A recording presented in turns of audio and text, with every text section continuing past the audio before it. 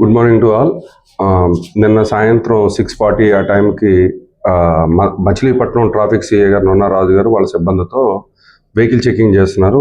ఆ టైంలో ముగ్గురు కుర్రాళ్ళు బాగా డ్రంక్ అండ్ స్టేజ్లో ఉండి ఎన్ఎస్ పల్సర్ వైట్ కలర్ బండిని వేసుకుని వచ్చి ఆపినా కానీ ఆపకుండా వాళ్ళు ర్యాష్ అండ్ నెగ్లిజెన్స్గా డ్రైవ్ చేయడం జరిగింది.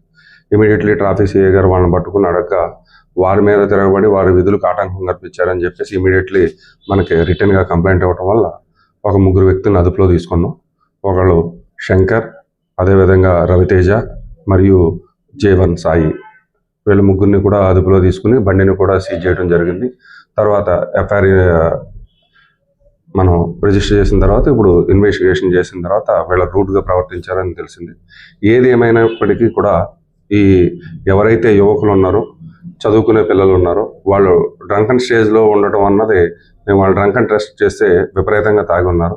అది మాత్రం తల్లిదండ్రులు గమనించి వాళ్ళని అదుపులో పెట్టుకోకపోతే వాళ్ళ ఫ్యూచరు పాడైపోతుంది. అదేవిధంగా వాళ్ళకి ఎటువంటి ఉద్యోగాలు కానీ లేదంటే పాస్పోర్ట్స్ కానీ రావు. వాళ్ళ చాలా భవిష్యత్తు ఉన్న వ్యక్తులు కాబట్టి చిన్న వయసులో వాళ్ళని పేరెంట్స్ మరియు పెద్దలు ఎవరైతే ఉన్నారో, అదేవిధంగా మేము వారిని ఇప్పుడే అదుపులో పెట్టకపోతే రేపొద్దున్న ఇంకా పెద్ద నేరాలకు పాల్పడే అవకాశం ఉంది. కానీ వాళ్ళ మీద కేసు రిజిస్టర్ అయింది.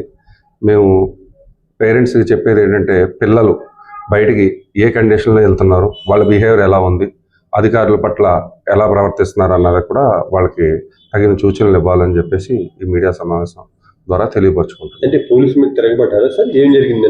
ఫస్ట్ ఆఫ్ ఆల్ వాళ్ళు ఫుల్ డ్రంక్ అండ్ స్టేజ్లో ఉన్నారు. డ్రైవింగ్ కూడా వాళ్ళు చాలా డేంజరస్ డ్రైవింగ్ ఉంది.